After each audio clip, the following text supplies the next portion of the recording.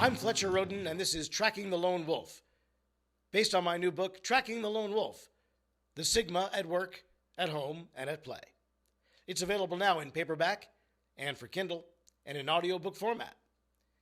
I'm a public speaker, and you can learn more about that at the website, trackingthelonewolf.com. Well, what is a sociopath? This is a term that's often used, often misused, to characterize anyone whom others may feel is criminally minded, perhaps psychotic, which is not the same as psychopathic. But let's talk about what a sociopath truly is. First of all, a psychopath and a psychotic are different. Pathology is a set of behaviors. Psychosis can be better described as a chemical imbalance of the brain. So when you're looking at whether or not someone is a sociopath, you're looking at pathology. This is a combination of two personality disorders. My book, Tracking the Lone Wolf, The Sigma at Work, at Home, and at Play, seeks to divide the world into the inner world and the outer world. The outer world, of course, is inclusive of skill sets, clear communication skills, leadership skills, active listening, empathy, the things one needs to interact in society, people reading. It's all in the book. But to do that, to interact with the outer world, one must first be at peace with the inner world. That includes the origin of these designations, sigma, alpha, beta, etc. It includes personality disorders, and it includes personality complexes. So when we talk about sociopathy or sociopathy, it's called antisocial personality disorder. And it's a personality disorder, one of many that's studied in the book. One which everybody must be aware of because it's so very common. Sociopaths are often undiagnosed. In fact, they're impossible to diagnose oftentimes, for reasons we'll discuss. But anybody must be able to identify a sociopath when they come across them because they can be very, very dangerous. That's why the book is so helpful to teenagers, because a teenager must know themselves and they must know the world around them. They must have control of the inner world and the outer world, their inner life and their outer life. And a sociopath can destroy both. Well, what then is a sociopath? What is antisocial personality disorder? It is a combination of two disorders. Disorders are often congruent. For example, abusive personality disorder is often congruent with narcissistic personality disorder. The book goes into these in great detail, and I can't really go into all of the great detail of these disorders now. But what I can tell you is, setting abusive personality disorder aside, to be a sociopath, one must first be a narcissist.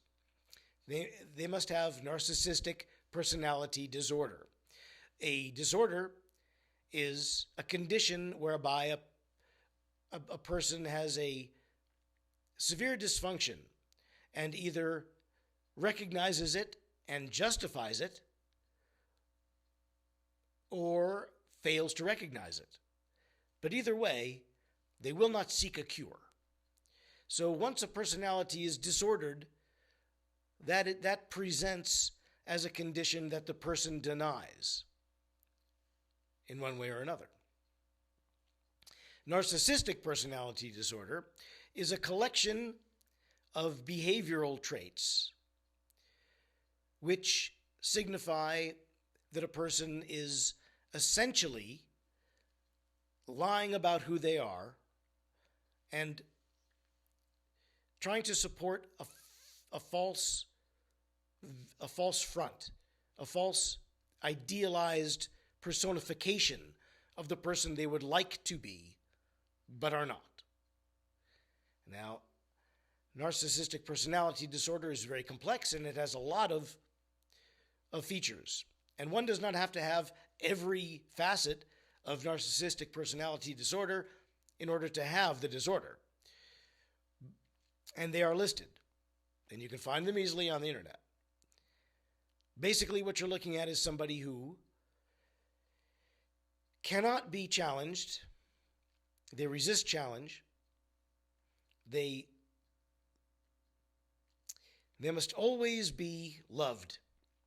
The narcissist has a terrible fear of abandonment because the narcissist fears being revealed as the phony that they are. It's not that the narcissist loves themselves, although the word does come to us from the Greek fable of Narcissus, who so loved to look at his own reflection that it caused his death. But the narcissist actually hates themselves. They don't love themselves. They love what they are trying to be. They love what they wish they were. They love what they want to be. They love what they want other people to see them as. But they know that they are not this thing, and they hate themselves for that fact. That is the essence of narcissism. It is not self-loving, it's self-loathing, which is treated by a kind of grandiose self-aggrandizement. And it is a false front, it's a fallacy, it's a facade, which the narcissist must maintain. The narcissist, for example, is a codependent personality. They need an acolyte. The narcissist needs at least one person to glorify them the way they need to be glorified. So the narcissist can never live alone. That's why you find narcissism among alphas and deltas, because they are self-aggrandizing and self-glorifying, but they require community. A leader needs a follower. The sigma, on the other hand, the lone wolf, does not need to lead. He does, or she does not need a follower. That's why the sigma is very frank and honest about who and what they are, because they can live alone and be true to their nature, but an alpha or a delta cannot live alone and be true to his or her own nature. A leader needs a follower. Even in the case of a delta, an imagined leader, a failed leader, still needs a follower. So, the narcissist has these compulsory needs, and you can learn more about them in my book, Tracking the Lone Wolf, the sigma at work, at home, and at play.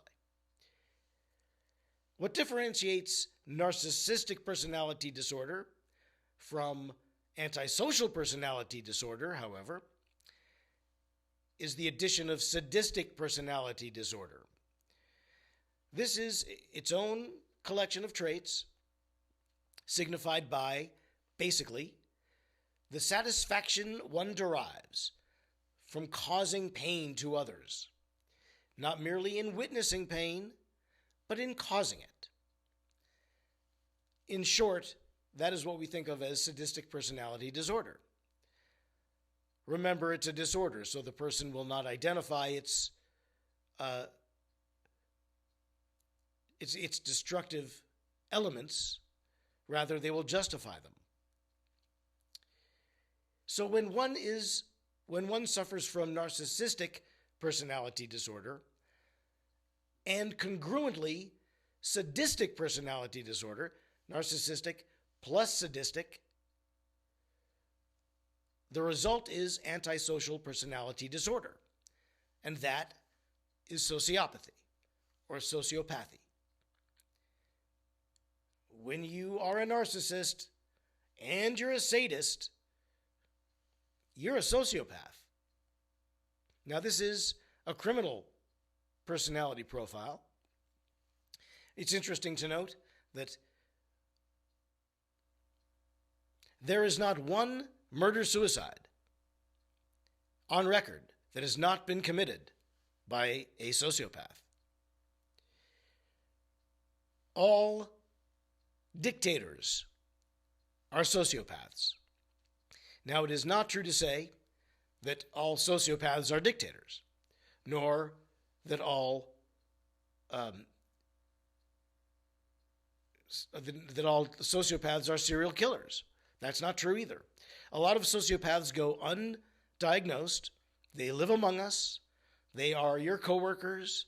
They are the people who date members of your family. They may be members of your family. They may be you. They are all around us, and they are dangerous. So beware of them. Know a sociopath when you see one. And you'll get this information and more from my book, Tracking the Lone Wolf, the Sigma at work, at home, and at play. It's available now in paperback and for Kindle and in audiobook format.